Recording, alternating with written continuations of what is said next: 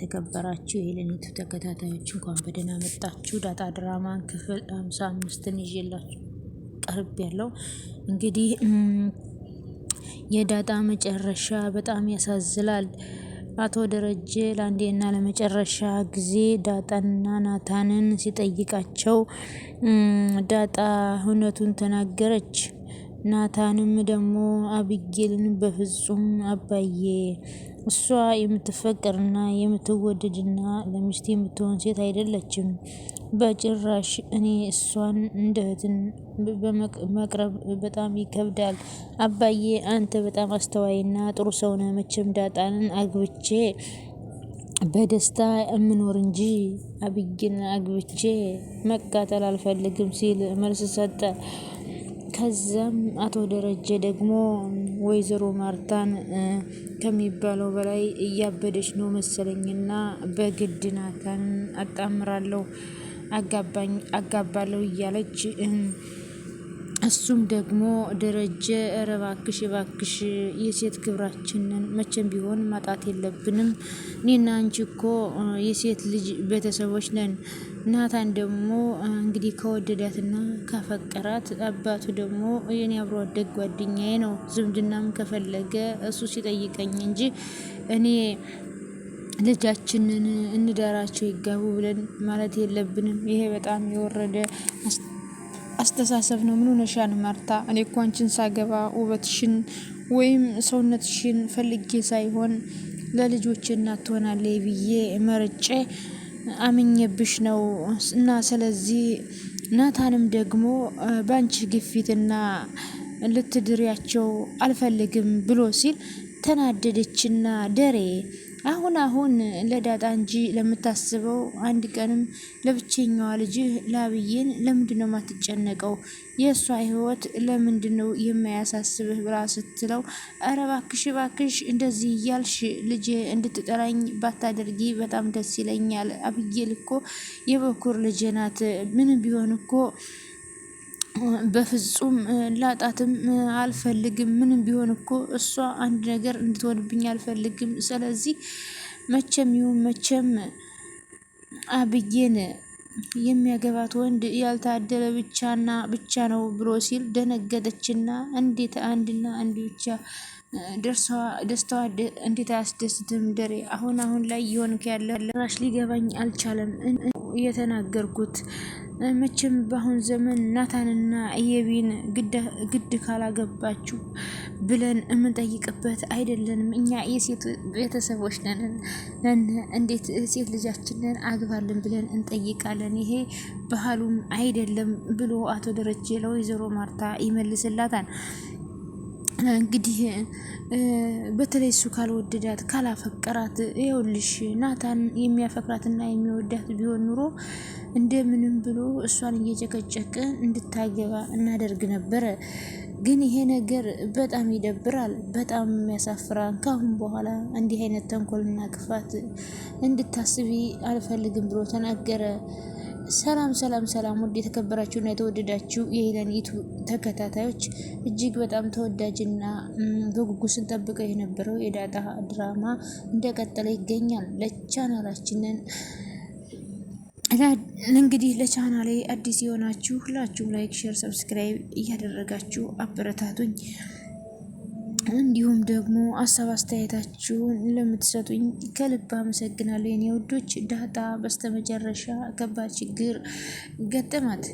አቶ ደረጀም እንግዲህ በጥፊ ሲጠፈጥፋት አብዬን እውነቱን ተናገረች። አባዬ ወደድክም ጠላህም እኔ ዳጣን አፈቅራታለሁ ብሎ ናታን ተናግሮ ነበርና ይህ ነገር እውነት ነው እንዴ ብሎ ሲጠይቃት ዳጣም በጣም ስለፈራችና ስለተንቀጠቀጠች እውነቱ መደረሱ ስለማይቀር አዎ አባዬ ናታን በጣም ነው ወድጄዋለሁ፣ ብዙ ሚስጥርም አውርቼዋለሁ፣ እሱም ግን በጣም ያፈቅረኛል ብላ ስትል በጣም ደነገጠ። እና አቶ ደረጀ ይዞ በጥፊ ጠፈጠፋት። የቢ ከምን ጊዜውም በላይ በደስታ ተሞልታ ከአቶ ደረጀ ጋራ አባዬ አንተ እኮ እንደዚህ ስትሆን ነው የሚያምርብህ፣ ብለህ ደግሞ እውነቱን ደረስክበት አይደል? ናታንና ዳጣ በድብቅ እየተሳሳሙ አይቻቸዋለሁ። ስሚ ዳጣ፣ ወደድሽም ጠላሽም እኔ ናታን ወደድሽም ጠላሽም እንግዲህ አብዬ ማለት ነው። ዳጣ እንግዲህ ወደድሽም ጠላሽም እኔ የምረጫቴ ጊዜ ናታን ተንበርክኮ ቀለበት ሲያደርግልኝ ታያለሽ ብላ ለዳጣ አለቻት ማለት ነው። እንግዲህ አብዬ እንግዲህ በምኞት ነው የምትቀሪው ናታን እንደሆነ የሚወደው ዳጣን እንጂ አንቺን አይደለም። እንግዲህ ወይኔ ጉዴ! ይኸውልሽ እኔ እስካሁን ድረስ ሰነ ክብሬ ነው ያለሁት። ናታን ደግሞ የራሱ ውሳኔ ነው። የተላጠ ሙዝና ፓፓዬ ምንም አያምርም። ሹፋኑ ካለ ግን ሁሌም ያምራል። ስለዚህ እኔ ምንም ያጨናንቀኝ ነገር የለም ብላ ዳጣም ለአቢጌል እውነቱን ስትነግራት፣ አቢጌል ደግሞ በጣም ተቃጠለች። ወይዘሮ ማርታም በሚያሳዝን ሁኔታ ከደረጀ ጋር ጉዞዋን አድርጋ ስትመለስ እንግዲህ ዛሬ የናታን አባት ደውለን ማውራት አለብን፣ ሁሉንም ነገር ማወቅ አለበት ደሬ ብላ ስትለው፣ ምኑን ነው የምታውቀው? ኧረ ተይ ማርታ ፈሬ እያበድሽ ነው እንዴ? አሁንማ አብዬ ምንም እየተሻልሽ አይደለም፣ አንቺ እንደ አብዬ እየሆንሽ ነው ብሎ አቶ ደረጀ ለወይዘሮ ማርታ እንዴት ይህን የወረደ አስተሳሰብ ታስቢያለሽ ብሎ ሲላት፣ ምን አሰብኩኝ? ምንም የተለየ ነገር ያሰብኩት ነገር የለም። ልጃችንን በክብርና በወግ በማድረግ ከእንደ ናታን አይነት ጋር እንድትጣመር ማድረግ ቆይ ስህተት ነው እንዴ? ቆይ ያብዬል ደስታ አያስደስትህም እንዴ? ብላ ወይዘሮ ማርታ ለአቶ ደረጀ ትጠይቃለች። የአቢጌል ለውጥ አይታይህም እንዴ ብላ ስትለው፣ ጭራሽ የክፋት አደረገችውና እባክሽ እንደዚህ አይነት ሀሳብ አታስቢ፣ እኔ እንግዲህ አታጣኝ ከሰው ጋር ብሎ አቶ ደረጀም ተናገረ። ናታንን ቁጭ አድርጎ ስለ መጽሐፍ ታሪክ እያወሩ ሳለ መጨረሻ ላይ ናታንን ምን ቢለው ጥሩ ነው? ናታን አሁን አባትህ እሱ የወደዳትንና ጓደኛው እንግዲህ እሱ የወደዳትንና እሱ ያከበራትን ሴት ልዳርህ ቢል አምነህ ትቀበላለህ እንዴ? ብለው አባቢ በጣም ነው የምተማመንበት አባቴ በህይወት እስካለ ለእኔ ክፉ ነገር አይመኝም። ትምህርትህን አቋርጠህ ክፍለ ሀገር ና ቢልህ ምን ትላለህ? ብሎ አቶ ደረጀም ለናታን ጥያቄ ጠየቀው። አባዬን የሚያስደስት ከሆነ ሁሉንም ነገር አደርጋለሁ አለ። አባቴ እኮ ለእኔ ያመነበትን ነገር ነው እንጂ የሚያደርገው በፍጹም መጥፎና ክፉ ነገር ሊያደርግ አይችልም ብሎ ለአቶ ደረጀ ነገረው። ናታን ሲናገር ወይኔ ጉዴ የዘንድሮማ የጉር ነው የተለየ ነው አለና እንግዲህ መጨረሻ ላይ ምን ቢል ጥሩ ነው? ናታን እንግዲህ በሚገርምና በሚደንቅ ሁኔታ ለአብዬ ምንም አይነት ስሜት እንደሌለው፣ ዳጣን እንደሚወዳት እንደሚያፈቅራትም ደረጀ ፊቱ ላይ ሲያየው በቃ ይሄ ነገር በእነሱ ህይወት መካከል ገብቼ ማርታ ስታብድ እኔ ማበድ የለብኝም። ናታን እኮ የፈለገውን ማግባትም መምረጥም ይችላል። የእኔ ውሳኔ አይደለም። ማርታም እንግዲህ ወይዘሮ ማርታም የናታንን አባት ካወራችሁ በኋላ እንዲጋቡ እፈልጋለሁ እና ልጅህን ለልጃችን መጣመርና መዘመድ አለብን እያለኝ ስትል በጣም ሸንበለለው መልኩ በጣም ደስ አላት። አቢጌል ከሚባለው በላይ በጣም ደስ አላትና እናቷ ስልክ አውርታ እስከምትጨርስ ድረስ በፈገግታ እያየቻት ነበረ። ማርታም ደግሞ ያለምንም ፍርሃት በቃ የናታንን አባት ወደ ያሉበት ቦታ ሁሉም እንዲያወሩ ነገረቻቸው። እሺ ማርቲ በጣም ደስ ይለኛል፣ ልጃችንን ተምራ ልትመረቅ ነው፣ እንዲሁም ደግሞ በጣም ቆንጆ ናት እያለች ስለ አብዬል ማውራት ጀመረች ወይዘሮ ማርታ። እንግዲህ ናታን የወደደውንና ያፈቀረውን ዳጣን መሆኑን ፍቅራቸው ሲታወቅባቸው ወይዘሮ ማርታ ምን ትፈጥር ይሆን?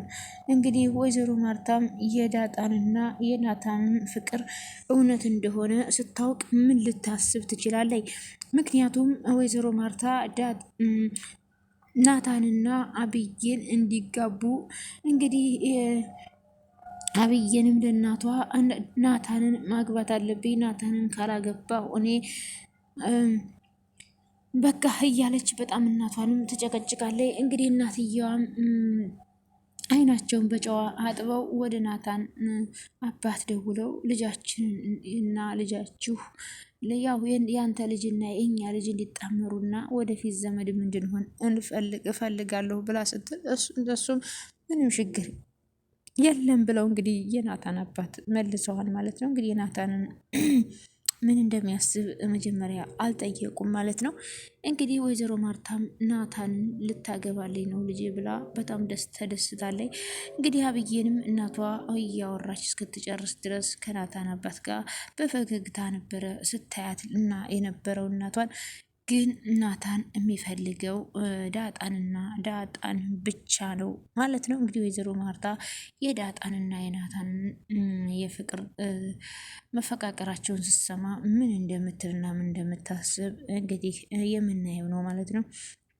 እኔ እንግዲህ የተለየ ነገር ካለ እውነቱን ንገሪኝ እያልኩ ናታን ስጠይቅህ ነበር። አንተ ግን ከኔ ደብቀህ ከዳጣ ጋር የተለያየ ፍቅር አላችሁ። በጣም ያሳዝናል። እባክህን አባዬ ዳጣንን ምንም ነገር አታድርጋት።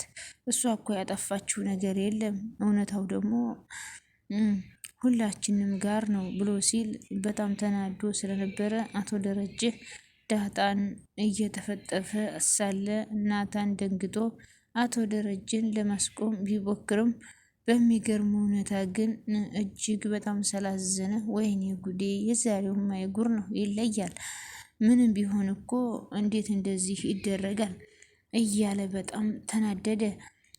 አብዬል እንግዲህ ያየችውን ነገር አባቷን ዳጣን እንደዛ ስላሰቃያት በጣም ደስ ብሏታል።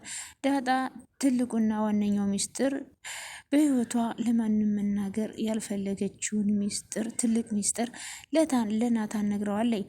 እሱም እንግዲህ ናታን አመንክም እንግዲህ ናታን ለሁሉንም ሚስጥር ለማንም ያልተናገረችውን ለናታን ነግረዋለኝ ማለት ነው። ናታን ደግሞ ውሸትሽን ነው እንዴት እንደዚህ ይሆናል? እኔ እኮ ሁሉ ጊዜ ጠይቅሽ ነበር ሲላት እኔ እኮ 3 ምልክቶችን ነግሬሃለሁ ምናምን ብላ እንግዲህ ካመንከኝም አመንከኝ ካላመንከኝም ይህንንማ ባትነግሪኝ ይሻለኝ ነበር ብሎ ናታን ሲላት ማለት ነው። እንዴ ሁል ጊዜ እኮ ማነው አባትሽ እያልክ ስጨቀጭቀኝ ነበር፣ ዛሬ ግን ስነግርህ ለምን ነገርሽኝ ትለኛለህ እንዴ ብላ ዳጣንም ናታን ላይ ተቆጣችው ማለት ነው። እሱም ደግሞ እንግዲህ ያው እንዴት ሊሆን ይችላል እማዬ እኮ አታውቅም ብሎ ሲል አዎ አታውቅም እኔና አባዬ ብቻ ነን ሌላ ሰው የሚያውቅ የለም ብላ እሺ እናትሽስ ማን ልትሆን ትችላለች ስትል ሲላት እናቴ እንግዲህ ወይዘሮ ማርታ አይደለችም ግን ማን እንደሆነች አላውቅም ብላ መለሰችለት። ለማንኛውም በሚቀጥለው ክፍል እንግዲህ እናቷ ማን እንደሆነች እናውቃለን ብዬ አስባለሁ። ሁላችሁም አብራችሁኝ ስለነበራችሁ ከልብ አመሰግናለሁ። ላይክ ሸር ሰብስክራይብ እያደረጋችሁ አበረታቱ። ላይክ ሸር ሰብስክራይብ ማድረግ አይከፈልበትም። በያላችሁበት ሰላማችሁ ይብዛ። አመሰግናለሁ። ባይ ባይ። ውድ እና የተከበራችሁ ውድ ቤተሰቦች